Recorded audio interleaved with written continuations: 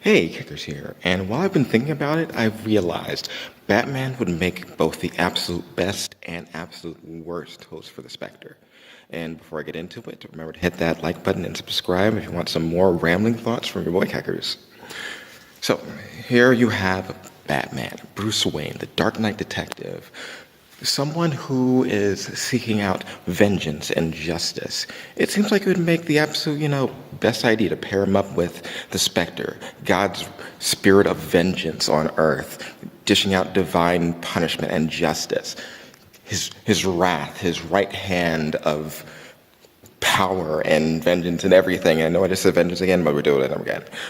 So, if Bruce Wayne were to be a host for the Spectre, it would be his duty to go out into the world, and to all worlds really, and to dish out upon those who've shed blood, who've committed heinous acts, and to punish them for their wrongdoings, to seek vengeance for the victimized.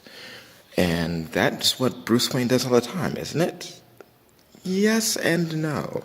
You see, with Bruce Wayne, his idea is that he wants to protect and save all victims, including those who are committing the crimes. Because in his idea, in his mind, no one is beyond redemption.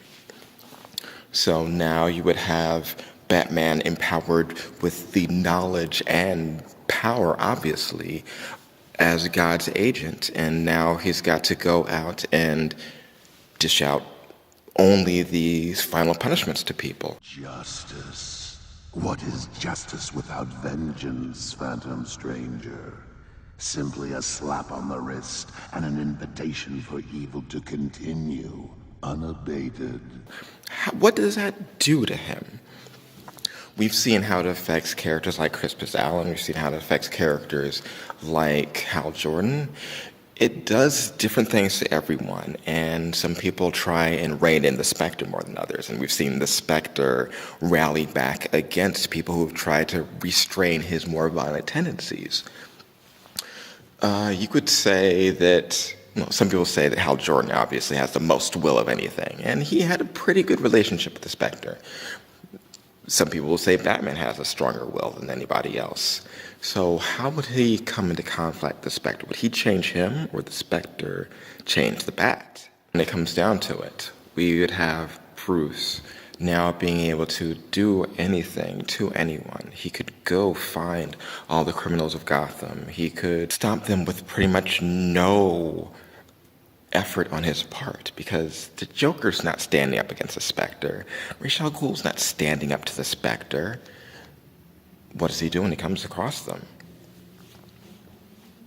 Does he use his powers to rewrite their minds? No.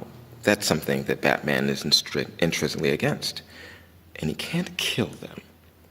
Killing is usually the Spectre's go-to punishment. I mean, it's kind of in the job description. He shows up, he punishes, and usually it's some kind of weird, twisted killing in some way related to the crimes they've committed. So now we have the superpowered Bat, which almost never goes right anyway. Deprived of the option to kill, now the Spectre would be forced to go through other methods. He'd actually have to try and help people, which is not usually what he's there for. So now we'd have a more compassionate Spectre, someone infringing a bit on the duties of God's mercy. So, exactly where do we go from here? Well, where we go from here is that as an agent of wisdom and mercy and justice and vengeance, we'd be creating an entirely new character, I'd say.